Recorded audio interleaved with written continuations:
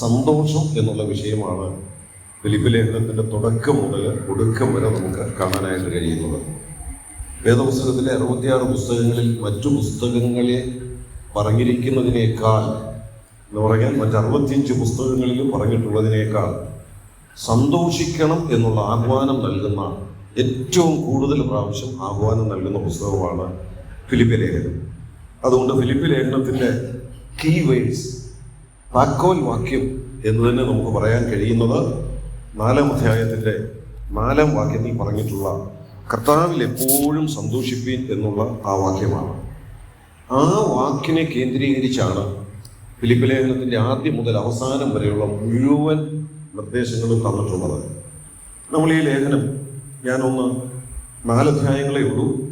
ആ 4 അധ്യായങ്ങളിലൂടെ സന്തോഷിക്കണം എന്നുള്ളത് ഫിലിപ്പീനിലെ വിശ്വാസികളോട് പൗലോസ് പറയുമ്പോൾ താൻ പറയുന്ന ഒരു പ്രോഗ്രസീവ്നെസ് എന്ന് പറയാൻ ആ വിഷയത്തിൻ്റെ ഒരു ക്രമാനുഗതമായ അഭിവൃദ്ധി നമ്മളൊന്ന് ശ്രദ്ധിച്ചാൽ അറിയാം. 1-ാം അധ്യായത്തിൻ്റെ 25-ാം വാക്യത്തിൽ പൗലോസ് ഇങ്ങനെ പറയുന്നത്, ഇങ്ങനെ ഉറച്ചും കൊണ്ട് നിങ്ങളുടെ വിശ്വാസത്തിൻ്റെ അഭിവൃദ്ധിക്കും സന്തോഷത്തിനുമായി തന്നെ ഞാൻ ജീവനോടിരിക്കും. അപ്പൊ അവിടെ 1-ാം അധ്യായത്തിൽ തന്നെ പൗലോസ് പറയുക, ഞാൻ ജീവനോടിരിക്കുന്നത് കൊണ്ട് നിങ്ങൾക്ക് എന്ത് സാധിക്കണം? നിങ്ങൾക്ക് സന്തോഷമുണ്ടാകണം. അതാണ് 1-ാം അധ്യായത്തിൽ പ്രധാന ആഹ്വാനം. 2-ാം അധ്യായത്തിലേക്ക് വരാം. 2-ാം അധ്യായത്തിലേക്ക് വരുമ്പോൾ അത് അല്പം കൂടെ ഒന്ന് വിശദമാക്കിയിട്ടുണ്ട്. അതിൻ്റെ 17-18 വാക്യങ്ങളിൽ, പ്രത്യേകിച്ച് 18-ാമത്തെ വാക്യം മാത്രം ഞാനൊന്ന് വായിക്കുന്നു. അങ്ങനെ തന്നെ നിങ്ങളും സന്തോഷിപ്പീൻ, എന്നോടുകൂടെ സന്തോഷിപ്പീൻ. 1-ാം അധ്യായത്തിൽ പറഞ്ഞതിനേക്കാൾ അല്പം കൂടെ ഒന്ന് വിശദീകരിച്ചു. നിങ്ങൾ സന്തോഷിക്കണം എന്ന് 1-ാം അധ്യായത്തിൽ പറഞ്ഞു. 2-ാം അധ്യായത്തിൽ പറയുന്നു നിങ്ങൾ എന്നോടുകൂടെ സന്തോഷിക്കണം. ഇനി 3-ാം അധ്യായത്തിലേക്ക് ഒന്ന് വരാം. അതിൽ 1-ാം വാക്യം തന്നെ പറയുന്നു, ഒടുവിൽ എൻ്റെ സഹോദരന്മാരെ കർത്താവിൽ സന്തോഷിപ്പീൻ. അപ്പൊ ആ സന്തോഷത്തെക്കുറിച്ച് അല്പം കൂടെ ഒരു വ്യക്തത പൗലോസ് നൽകുക അടുത്ത അധ്യായത്തിൽ വരുമ്പോൾ. ഇനി ഒടുവിലത്തെ അധ്യായത്തിലേക്ക് വരുമ്പോഴോ 4-ാം അധ്യായത്തിലേക്ക് വരുമ്പോൾ അതിൻ്റെ 4-ാം വാക്യത്തിൽ പറയുന്നു, കർത്താവിൽ എപ്പോഴും സന്തോഷിപ്പീൻ. അപ്പൊ ആ സന്തോഷിക്കണമെന്ന് ഫിലിപ്പിയിലെ വിശ്വാസികളോട് പറയുമ്പോൾ 4 അധ്യായങ്ങളിലും പൗലോസ് പറയുന്നത് ഒന്ന് ശ്രദ്ധിക്കുക. 1-ാം അധ്യായത്തിൽ പറയുക നിങ്ങൾ സന്തോഷിക്കണം. 2-ാം അധ്യായത്തിൽ പറയുക നിങ്ങൾ എന്നോടുകൂടെ സന്തോഷിക്കണം. 3-ാം അധ്യായത്തിൽ പറയുക നിങ്ങൾ കർത്താവിൽ സന്തോഷിക്കണം. 4-ാം അധ്യായത്തിൽ പറയുക നിങ്ങൾ കർത്താവിൽ എപ്പോഴും സന്തോഷിക്കണം. അപ്പോൾ ഓരോ അധ്യായം കഴിഞ്ഞു വരുമ്പോഴും സന്തോഷിക്കണം എന്നുള്ള ആഹ്വാനം കൊടുക്കുമ്പോൾ കുറേയും കൂടെ വ്യക്തത, കുറേയും കൂടെ വിശദീകരണം പൗലോസ് നൽകുന്നതായിട്ടാണ് ഈ 4 അധ്യായത്തിലും നമുക്ക് കാണാനായിട്ട് കഴിയുന്നത്. പൗലോസിന്റെ ഫിലിപ്പിയിലെ വിശ്വാസികളെ കുറിച്ചുള്ള ഏറ്റവും പ്രധാനപ്പെട്ട ആഗ്രഹം എന്തായിരുന്നു എന്ന് ചോദിച്ചാൽ നമുക്ക് ഇങ്ങനെ പറയാം, പലതവണയുണ്ട്. ആ ലേഖനം പഠിച്ചപ്പോൾ നമുക്ക് മനസ്സിലായി. ഇനി തുടർ ലേഖനത്തിന്റെ അധ്യായങ്ങൾ പഠിക്കുമ്പോഴും നമുക്ക് മനസ്സിലാകും പല വിഷയങ്ങളുണ്ട്. അവര് കഷ്ടതയുടെ നടുവിൽ പിടിച്ചു നിൽക്കണം, അവര് കർത്താവിന് വേണ്ടി പ്രയോജനപ്പെടണം, അവരാത്മീയമായി വളരണം, അവരുടെ ഇടയിൽ ഐക്യത ഉണ്ടായിരിക്കണം, അവർ സുവിശേഷ ഘോഷണത്തിൽ പോരാടണം. ഇങ്ങനെ അനേക വിഷയങ്ങൾ പറയുന്നുണ്ട്. പക്ഷെ അതെല്ലാം ബന്ധപ്പെടുത്തിയിരിക്കുന്ന ഒരു വിഷയത്തോടാണ്. ഓരോന്നും നമ്മളെടുത്ത് വിശദമായിട്ട് പഠിച്ചാൽ അറിയാം, അത് ഓരോന്നും ബന്ധപ്പെടുത്തിയിരിക്കുന്നത് ഒരു വിഷയത്തോടാണ്. എന്ന് പറഞ്ഞാൽ ഫിലിപ്പി ലേഖനത്തിന്റെ എഴുത്തിൽ പൗലോസിന് ഫിലിപ്പിയിലെ വിശ്വാസികളെ കുറിച്ചുള്ള ഹൃദയത്തിലെ ഏറ്റവും വലിയ ആഗ്രഹം വെളിപ്പെടുത്തുകയാണ്. എന്താ ഏറ്റവും വലിയ ആഗ്രഹം? നിങ്ങൾ എപ്പോഴും സന്തോഷമായിട്ടിരിക്കണം. നിങ്ങൾ എപ്പോഴും സന്തോഷമായിട്ടിരിക്കണം. അതിന് പല കാരണങ്ങൾ പറയുന്നുണ്ട്. ആ കൂട്ടത്തിൽ പൗലോസ് തൻ്റെ കൂടെ ഫിലിപ്പിയിലെ ഒരു വിശ്വാസി ഇപ്പോൾ ഉണ്ട്. ഇത് എഴുതുമ്പോൾ എപ്പഫ്രാദിത്തസ്, ആ ആളിനെ ഈ കത്തുമായിട്ട് തിരിച്ചങ്ങോട്ട് പറഞ്ഞു വിടുക. അപ്പൊ പറഞ്ഞു വിടുമ്പോൾ ഇങ്ങനെയും കൂടെ പറയുക, ഈ ആള് വരുമ്പോൾ ഈ ആളെ നിങ്ങൾ കർത്താവിൽ പൂർണ്ണ സന്തോഷത്തോടെ കൈക്കൊള്ളണം. അപ്പൊ ഈ ആള് വരുന്നത് കൊണ്ടും നിങ്ങൾക്ക് എന്ത് തന്നെ ഉണ്ടാകണം? നിങ്ങളുടെ സന്തോഷം അതിന്റെ പൂർണ്ണതയിൽ എത്തണം. അപ്പൊ ആ ലേഖനം മുഴുവൻ നമ്മൾ നോക്കിയാൽ സന്തോഷം എന്നുള്ളതാണ് വിഷയം. ഞാനതിങ്ങനെ പറയട്ടെ, ഓരോ ലേഖനങ്ങളും എഴുതുമ്പോൾ പൗലോസിന്റെ ഹൃദയത്തിലുള്ള ചില താല്പര്യങ്ങൾ കൂടെ അവരുടെ മുൻപാകെ വെളിപ്പെടുത്തുന്നുണ്ട്. അങ്ങനെയാണെങ്കിൽ ഫിലിപ്പിയ വിശ്വാസികളെ കുറിച്ചുള്ള പൗലോസിന്റെ ഹൃദയത്തിലെ ഏറ്റവും പ്രധാനപ്പെട്ട ആഗ്രഹം എന്താണെന്ന് ചോദിച്ചാൽ നമുക്ക് ഇങ്ങനെ പറയാം: ഏത് സാഹചര്യത്തിലും ഏത് പ്രശ്നങ്ങളുടെ നടുവിലും അവരെപ്പോഴും കർത്താവിൽ സന്തോഷത്തോടെ നിൽക്കുന്നവരായിരിക്കണം. അത് ഫിലിപ്പിയിലെ വിശ്വാസികളെ കുറിച്ച് മാത്രമുള്ള ഒരു ആഗ്രഹമായിട്ടിരിക്കുന്നില്ല. എന്നെക്കുറിച്ചും നിങ്ങളെക്കുറിച്ചും ദൈവമക്കളെ കുറിച്ചുമുള്ള ദൈവത്തിന്റെ ആഗ്രഹം കൂടിയ ദൈവാത്മാവ് പൗലോസിലൂടെ അവിടെ വെളിപ്പെടുത്തിയിരിക്കുന്നത്. ക്രിസ്തീയ ജീവിതം എന്ന് പറയുന്നത് തന്നെ സന്തോഷത്തിന്റെ ജീവിതമെന്ന് വിശേഷിപ്പിക്കാൻ കഴിയുന്നത്. കർത്താവിന്റെ ചാൾസ്ജോൺ എഴുതിയൊരു പാട്ടുണ്ട്, പാടാൻ അറിയാൻ മേല, അതുകൊണ്ട് ഞാൻ പാടുന്നില്ല. എന്നാൽ ഇങ്ങനെ പറയട്ടെ: ആനന്ദം ആനന്ദമേ ക്രിസ്തീയ ജീവിതം ആനന്ദമേ. അപ്പൊ ക്രിസ്തീയ ജീവിതം എന്ന് പറഞ്ഞാൽ എന്താണെന്ന് ആ പാട്ടിന്റെ തുടക്കത്തിലെ 2 വരിയിൽ തന്നെ അദ്ദേഹം വെളിപ്പെടുത്തിക്കൊണ്ട് ആ പാട്ട് പിന്നീട് അങ്ങോട്ട് വിശദീകരിക്കുന്നത്.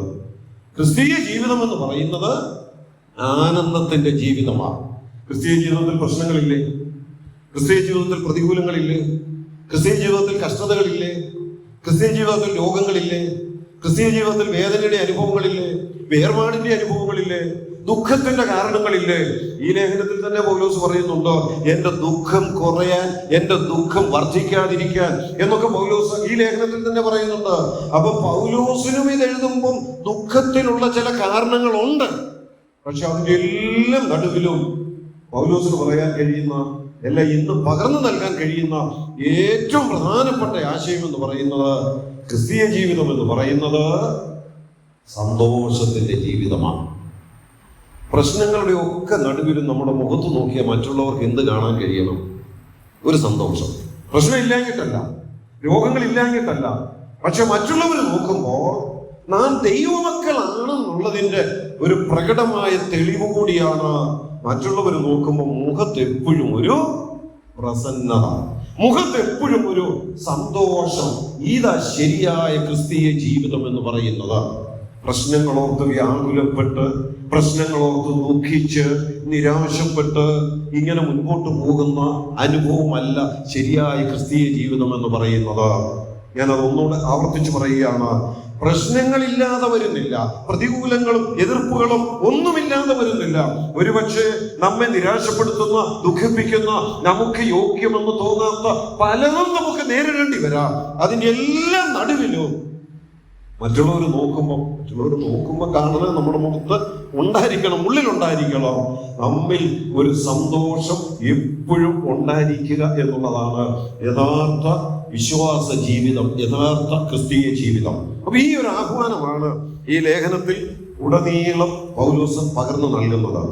ഞാൻ ഇന്ന് പൗലോസിന്റെ ആഗ്രഹം പൗലോസ് പകർന്നപ്പോൾ ഏതൊക്കെ സാഹചര്യങ്ങളിൽ തനിക്ക് സന്തോഷിക്കാൻ കഴിയുന്നു എന്ന് ഒരു 4-5 കൂട്ടം കാര്യം ഈ ലേഖനത്തിൽ ഉടനീളം വായിച്ചാൽ പൗലോസ് തന്നെ വെളിപ്പെടുത്തുന്നത് നമുക്ക് കാണാനായിട്ട് കഴിയും.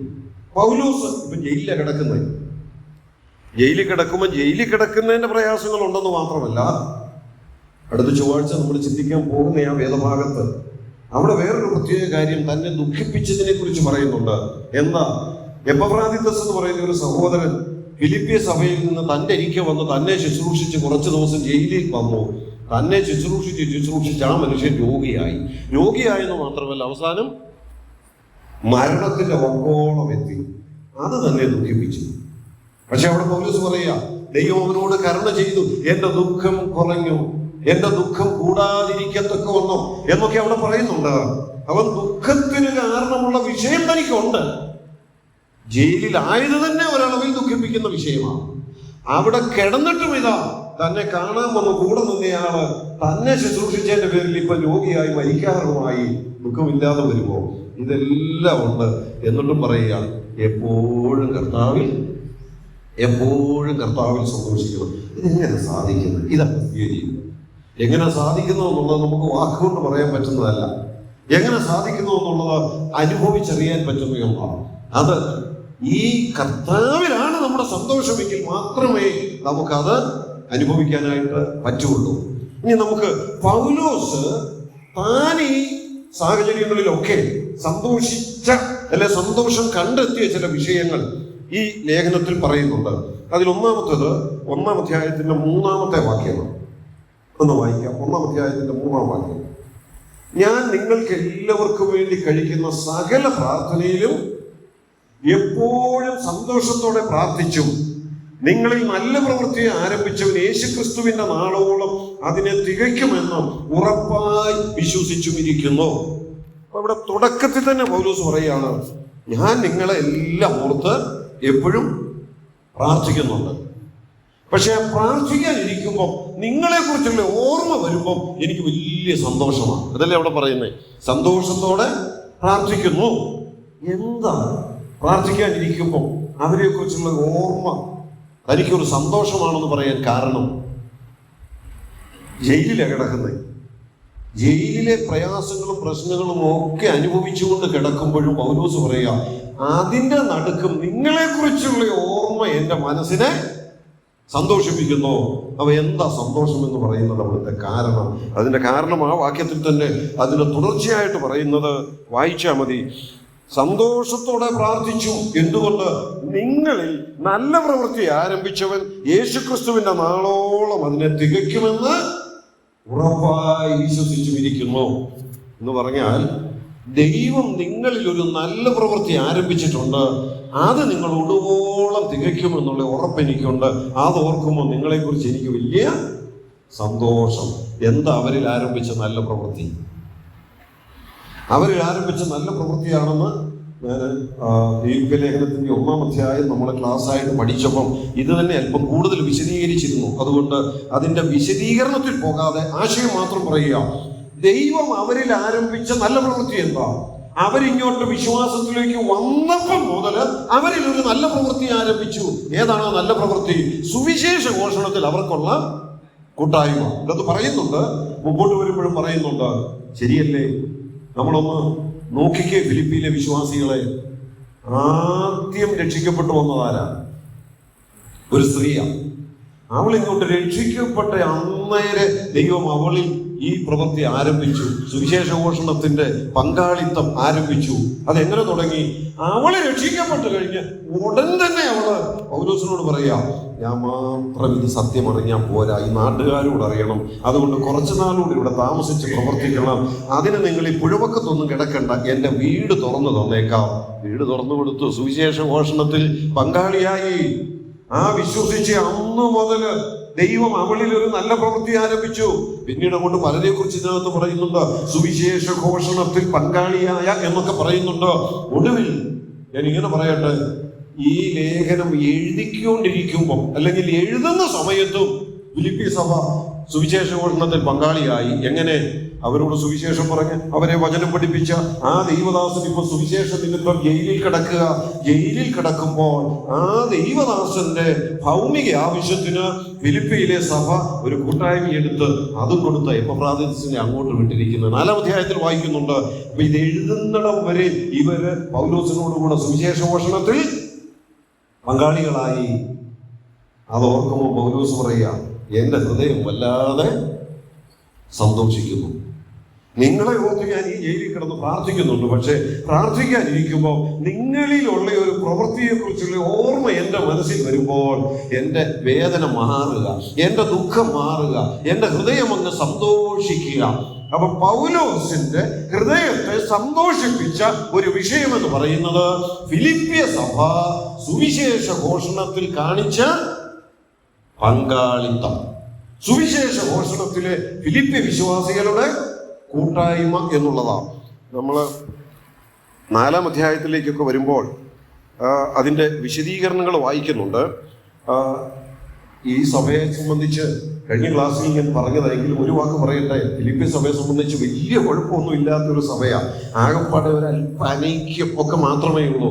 അത് തന്നെ 1-2 സഹോദരിമാരുടെ ഇടയിൽ. പക്ഷെ അവരെ കുറിച്ച് പറയുമ്പോഴും പൗലോസ് പറയുന്നത് എന്താണെന്നറിയാമോ? 4-ാം അധ്യായത്തിന്റെ 3-ാം വാക്യം ഒടുവിൽ, ആ സ്ത്രീകളും എന്നോടുകൂടെ സുവിശേഷ ഘോഷണത്തിൽ പോരാടിയിരിക്കുന്നു. അപ്പൊ അവരും എന്ത് ചെയ്യുന്നുണ്ട്? പൗലോസിന്റെ കൂടെ സുവിശേഷ ഘോഷണത്തിൽ പോരാടുന്നുണ്ട്. ഇപ്പം പണക്ക് അവർ തമ്മിലുണ്ടെങ്കിലും എനിക്ക് ഒരു കാര്യത്തിൽ സന്തോഷമുണ്ട്. അവരെ ഓർക്കുമ്പോൾ എന്താ? സുവിശേഷ ഘോഷണത്തിൽ അവർ പോരാടുന്നവരാണ്. അപ്പം പൗലോസിന്റെ മനസ്സ് നമുക്ക് അവിടെ നിന്ന് കാണാം. എന്താ പൗലോസിന്റെ മനസ്സ്? സുവിശേഷ ഘോഷണത്തിൽ സന്തോഷിക്കുന്ന ഒരു മനസ്സ്. സുവിശേഷ ഘോഷണത്തിൽ നമുക്കൊക്കെ സന്തോഷമുണ്ട്, അല്ലേ? നമ്മളൊക്കെ സുവിശേഷം മറ്റുള്ളവർ അറിയിക്കുന്നു എന്നുള്ളതിൽ സന്തോഷിക്കുന്നവരാണ്. പക്ഷേ ഞാൻ അല്പം കടന്നു പറയുക, സുവിശേഷ ഘോഷണം വല്ലവരുമൊക്കെ ചെയ്യുന്നതിൽ സന്തോഷിക്കുന്നതല്ല ശരിയായ സന്തോഷം എന്ന് പറയുന്നത്.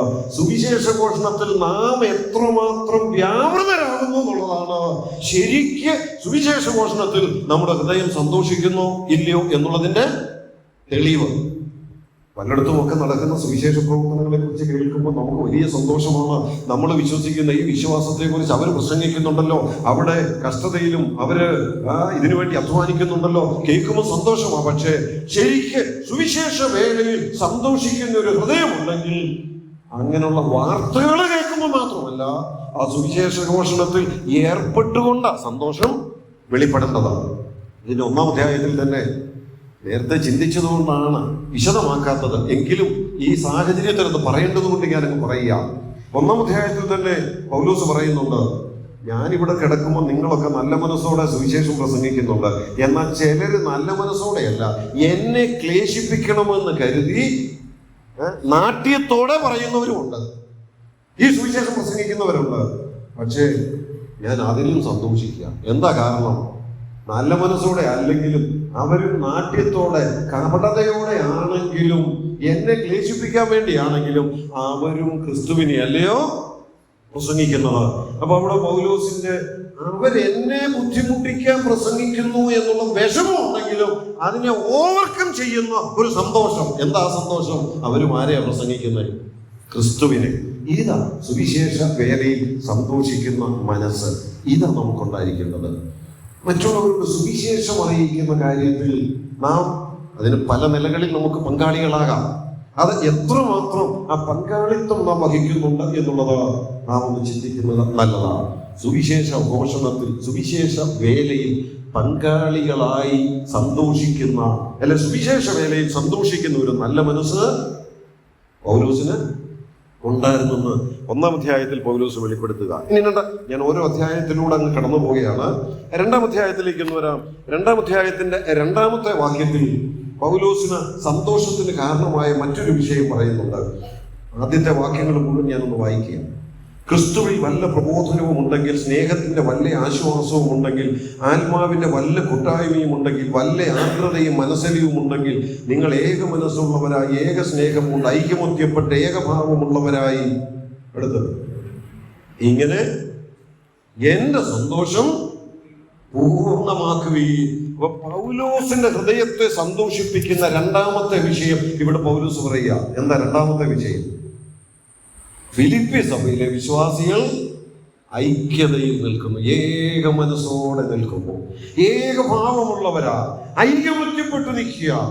ഇതിൽ സന്തോഷിക്കുന്ന ഒരു ഹൃദയം പൗലോസിനുണ്ടായിരുന്നു.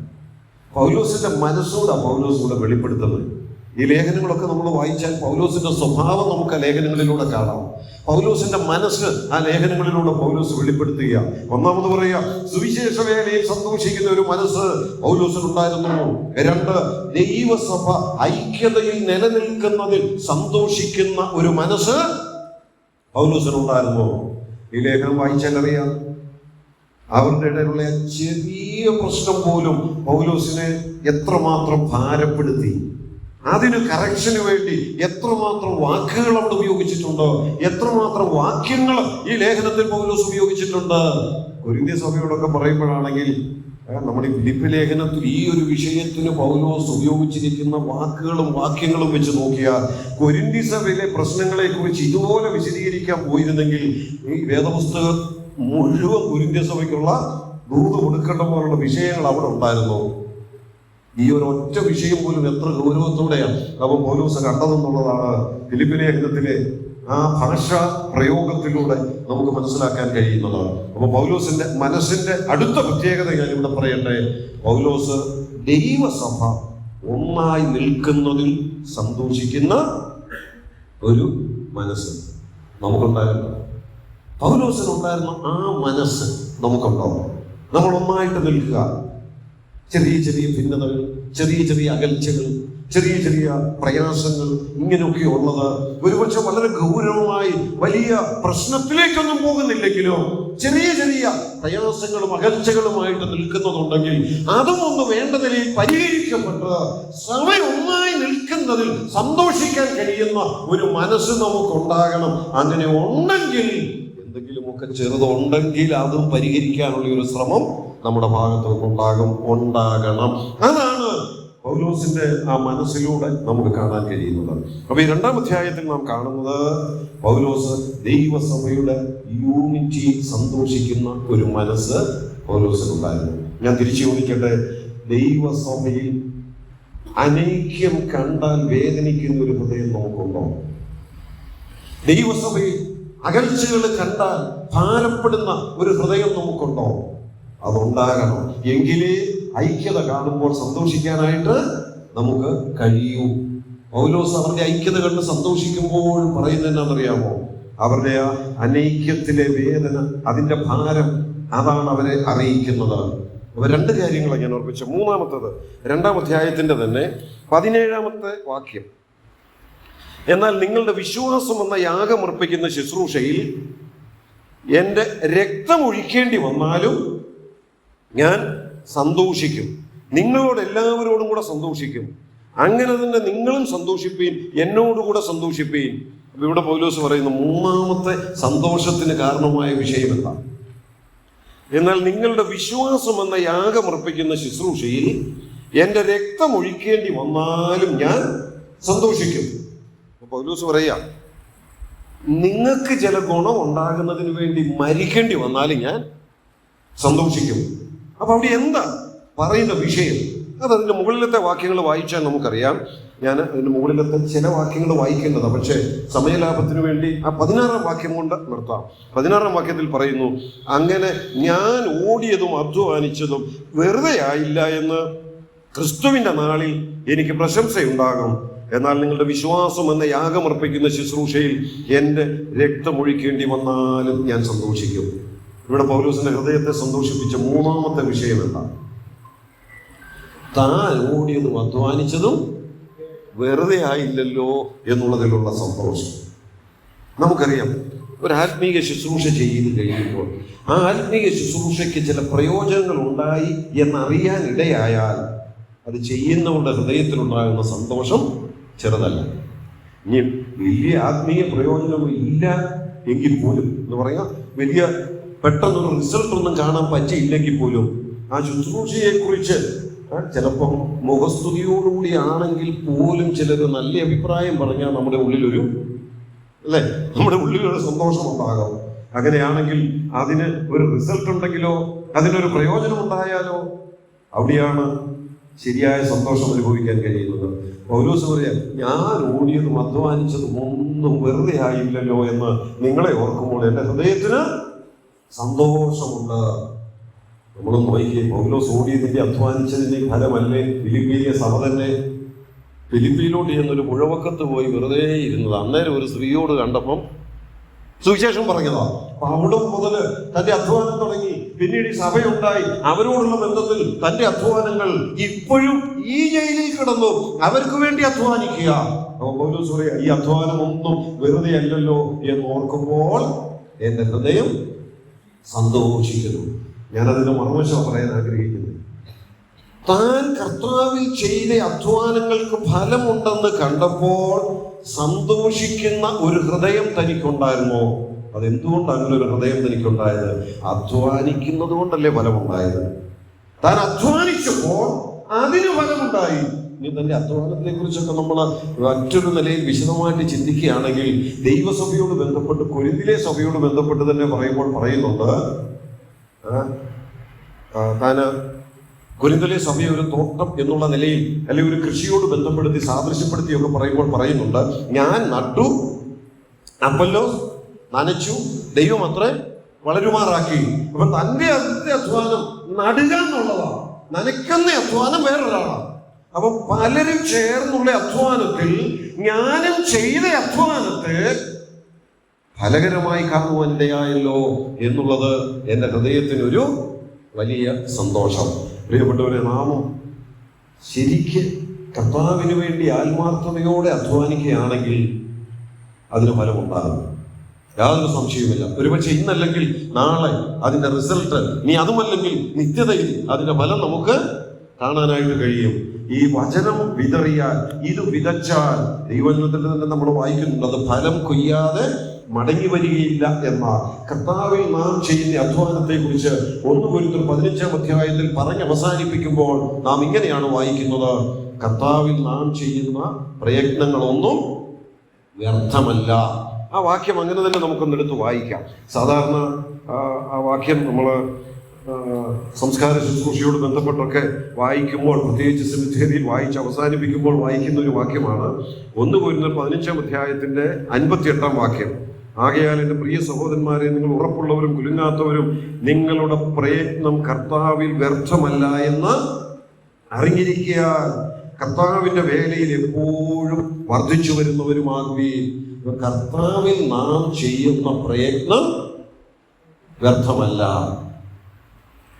കർത്താവിൽ നാം ചെയ്യുന്ന പ്രയത്നം വ്യർത്ഥമല്ല എന്ന് ദൈവവചനത്തിൽ തന്നെ പറഞ്ഞിരിക്കുക. അത് നമുക്കും അനുഭവത്തിൽ അറിയാം കേട്ടോ. നമ്മൾ ചെയ്യുന്ന ചില പ്രവർത്തനങ്ങളെ കുറിച്ചൊക്കെ ചിലപ്പോഴൊക്കെ നാളുകൾ കഴിഞ്ഞ്, വർഷങ്ങൾ കഴിഞ്ഞൊക്കെ മുമ്പ് ചെയ്ത ചില ശുശ്രൂഷകളുടെ ഫലങ്ങൾ കാണാൻ ഇടയായിട്ടുണ്ട്. ഒരിക്കലും ഒരിടത്ത് ചെന്നപ്പോൾ പല സംഭവങ്ങളുണ്ട്. ഒരിടത്ത് ചെന്നപ്പോൾ ഒരു വ്യക്തി എൻ്റെ എനിക്ക് ഒന്നിച്ചിങ്ങനെ പരിചയപ്പെട്ട് പറയുമോ, ഞാൻ പറയാൻ അറിയത്തില്ല, അങ്ങനെ വലിയ പരിചയമൊന്നുമില്ല, നമ്മൾ തമ്മിൽ പിന്നെ അങ്ങനെ പരിചയപ്പെട്ടില്ല, പക്ഷെ ഇന്ന വർഷം ഇന്ന സ്ഥലത്ത് പ്രസംഗിച്ചത് ഓർക്കുന്നുണ്ടോ, അന്നാണ് ഞാൻ കർത്താവിനെ കണ്ടുമുട്ടിയത്. അല്ലെ വേറൊരിടത്തൊരാൾ പറഞ്ഞു, ഇന്നിടത്ത് ഇന്നപോലെ ഒരു ഉപദേശ വിഷയം എടുത്ത് ഓർക്കുന്നുണ്ടോ, അന്നാണ് ഇതാ ശരിയായ ഉപദേശമെന്നറിയാൻ ഞാൻ ഈ വേർപെട്ട കൂട്ടത്തിലേക്ക് വന്നത്. അതൊക്കെ കേൾക്കുമ്പോൾ അവിടെ നിന്ന് നമ്മുടെ ഉള്ളിലുണ്ടാകുന്ന സന്തോഷം വാക്കുകൾക്ക് അതീതമാണ്. ഒരുപക്ഷെ അതൊക്കെ കേൾക്കുമ്പോൾ മറ്റാരും കാണുന്നില്ലെങ്കിലും അല്പം കണ്ണുനീര് വരും സന്തോഷം കൊണ്ട്. നമ്മുടെ അധ്വാനം വെറുതെ ആയില്ലല്ലോ. ദൈവമക്കളെ, നാം ഒരു കാര്യം മനസ്സിലാക്കണം. ഒരുപക്ഷെ പെട്ടെന്ന് പ്രത്യക്ഷത്തിൽ ഒരു ഫലം കാണാൻ കഴിഞ്ഞില്ലെങ്കിലും കർത്താവിൽ നാം എന്ത് അധ്വാനം കഴിക്കുന്നോ അതിന് ഫലം ദൈവം തരും. അത് വ്യർത്ഥമല്ല. ഒരുപക്ഷെ നമ്മൾ ഓർക്കും, ഞാൻ ഇത്രയും അവിടെ പോയി പ്രവർത്തിച്ചിട്ട് എന്ത് റിസൾട്ട് ഉണ്ടായി, ഇത്രയും പരസ്യങ്ങൾ നടത്തിയിട്ട് എന്ത് പ്രയോജനമുണ്ടായി. പക്ഷേ നമ്മൾ അതിൽ നിരാശപ്പെടേണ്ട ആവശ്യമില്ല. എന്താ കാരണം? ഫലം പുറപ്പെടുവിക്കാനുള്ള കഴിവോ ഉത്തരവാദിത്വമോ നമുക്കുള്ളതല്ല. നമ്മുടെ ചുമതല കർത്താവിന്റെ വേല ചെയ്യുക, ഏൽപ്പിച്ച് അധ്വാനം ചെയ്യുക എന്നുള്ളതാ നമ്മുടെ ചുമതല. അതിന്മേൽ പ്രവർത്തിക്കേണ്ടതും റിസൾട്ട് ഉണ്ടാക്കേണ്ടതും ദൈവം മാത്രമാണ്. ദൈവത്തിന് മാത്രമേ അതിനുള്ള കഴിവുമുള്ളൂ. നമ്മുടെ ജോലി എന്ന് പറയുന്നത് എന്താ? അധ്വാനിക്കുക, ദൈവം ഏൽപ്പിച്ച വേല ചെയ്യുക. അതുകൊണ്ട് കൊരിന്ത്യർ ലേഖനത്തിൽ പറയുന്നത് കർത്താവിൽ ചെയ്യുന്ന പ്രയത്നം വ്യർത്ഥമല്ല എന്നറിഞ്ഞിരിക്കുക. അടുത്ത ആഹ്വാനം, കർത്താവിന്റെ വേലയിൽ വർദ്ധിച്ചു വരുന്നവരുമാകുകയും. ഇതാ മൂന്നാമത്തെ സന്തോഷത്തിന്റെ കാരണം. താൻ ചെയ്ത അധ്വാനം വ്യർത്ഥമല്ല എന്നുള്ള ആ ബോധ്യം തന്നെ ഹൃദയത്തെ സന്തോഷിപ്പിച്ചു. ഇതാരോടാ പറയുന്നത്? ഫിലിപ്പിയിലെ വിശ്വാസികളോടാണ്. ഫിലിപ്പിയിലെ വിശ്വാസികളെ കുറിച്ച് തന്നെയാണ് പറയുന്നത്. ഇത് എൻ്റെ അധ്വാനത്തിന്റെ ഫലമാണ് നിങ്ങൾ. അതിന് വേറൊരു തെളിവുണ്ട്. 4-ാം അധ്യായത്തിന്റെ ആദ്യത്തെ വാക്യം ഒന്ന് ശ്രദ്ധിച്ചേ. അതുകൊണ്ട് എൻ്റെ പ്രിയരും വാഞ്ചിതരുമായ സഹോദരന്മാരെ, എന്നിട്ട് ആ സഹോദരന്മാരെ വിശേഷിപ്പിക്കുന്ന ഒരു വാക്ക് ശ്രദ്ധിച്ചേ. എൻ്റെ സന്തോഷവും കിരീടവുമായുള്ളവരെ. നോക്കണേ, ഫിലിപ്പിയിലെ വിശ്വാസികളെ പൗലോസ് വിളിക്കുന്ന പേരെന്താ? ഫിലിപ്പിയിലെ വിശ്വാസികൾ പൗലോസ് വിളിക്കുന്ന ഒരു പേരാ അവിടെ പറയുന്നത്. എന്തേ? എൻ്റെ സന്തോഷമേ, എൻ്റെ കിരീടമേ. അങ്ങനല്ലേ പൗലോസ് ഇപ്പൊ അവരെ വിളിക്കുന്നത്. അപ്പൊ ഈ വിശ്വാസികൾ പൗലോസിനെ സംബന്ധിച്ചിടത്തോളം പൗലോസിന്റെ സന്തോഷമാണ്, പൗലോസിന്റെ പ്രശംസാ വിഷയമാണ്, പൗലോസിന്റെ കിരീടമാണ്. അതാ പൗലോസിന്റെ അധ്വാനത്തിന്റെ റിസൾട്ട്. വ്യക്തമാണല്ലോ. പൗലോസിന്റെ അധ്വാനത്തിലാണല്ലോ ലുദിയ വന്നത്, പിന്നീട് ഇങ്ങോട്ട് ചിലർ വന്നത്, ഈ ഒരു സഭ രൂപപ്പെട്ടത്. ഇപ്പോൾ അവര് സുവിശേഷ ഘോഷണത്തിൽ പങ്കാളിയായി നിലനിൽക്കുന്നത്. അവരുടെ ആ നിലനിൽപ്പിനെ തന്നെ പിന്നിൽ ദൈവത്താൽ ഉപയോഗിക്കപ്പെട്ട ദൈവദാസനാണ് പൗലോസ്. പൗലോസ് പറയുക, നിങ്ങൾ തന്നെയാ എൻ്റെ അധ്വാനത്തിന്റെ ഫലം, നിങ്ങൾ തന്നെയാ എൻ്റെ സന്തോഷം, നിങ്ങൾ തന്നെയാ എൻ്റെ കിരീടം. അവൻ തന്റെ അധ്വാനത്തിന് ഫലം കണ്ടു എന്നുള്ളതിൽ അധ്വാനത്തിന്റെ ഫലം കണ്ടു എന്നുള്ളതിൽ, പ്രത്യേകിച്ച് ഇവിടുത്തെ പശ്ചാത്തലത്തിൽ ഫിലിപ്പി വിശ്വാസികളോട് പറയുമ്പോൾ, നിങ്ങൾ തന്നെയാണ് എൻ്റെ അധ്വാനത്തിന്റെ ഫലം, അതുകൊണ്ട് നിങ്ങളെ ഓർത്ത് ഞാൻ സന്തോഷിക്കുന്നു എന്നുള്ളതാണ്. അതാണ് മൂന്നാമത്തെ വിഷയം. ഇനി നാലാമത്തേത്, 4-ാം അധ്യായത്തിന്റെ 10-ാം വാക്യത്തിലേക്ക് വരാം. നിങ്ങൾ പിന്നെയും എനിക്ക് വേണ്ടി വിചാരിപ്പാൻ തുടങ്ങിയതിനാൽ ഞാൻ കർത്താവിൽ വളരെ സന്തോഷിച്ചു. ഇവിടെ പൗലോസിന്റെ സന്തോഷത്തിന്റെ മറ്റൊരു കാരണം പറയുക. എന്താ? നിങ്ങൾ പിന്നെയും എനിക്ക് വേണ്ടി വിചാരിപ്പാൻ തുടങ്ങിയതിനാൽ. ഇവിടെ ഈ ഫിലിപ്പി സഭ ഇപ്പൊ എന്താ പൗലോസിനോടുള്ള ബന്ധത്തിൽ ചെയ്തത്? പൗലോസിനോടുള്ള ബന്ധത്തിൽ ചെയ്ത പ്രധാനപ്പെട്ട 2 കാര്യം ഞാൻ അവിടെ നിന്ന് പറയാം. ഒന്ന്, ഫിലിപ്പിയ സഭയിൽ നിന്ന് ജയിലിൽ കിടക്കുന്ന പൗലോസിന്റെ അരികിലേക്ക് അവരൊരു മനുഷ്യനെ പറഞ്ഞയച്ചു. പോയി അവിടെ ചെന്ന് അവിടെ കഷ്ടപ്പെടുന്ന ദൈവദാസനെ ശുശ്രൂഷിച്ച് കുറച്ച് ദിവസം അവിടെ നിൽക്കാൻ എപ്പഫ്രാദിത്താസ്. എന്നിട്ട് ആ കൂടെ സഭ ഒരു കാര്യം കൂടെ ചെയ്തു. ഒരു കളക്ഷൻ എടുത്ത് ആ ദൈവദാസന് കൊണ്ട് തന്റെ ആവശ്യങ്ങളിൽ സഹായിക്കുക.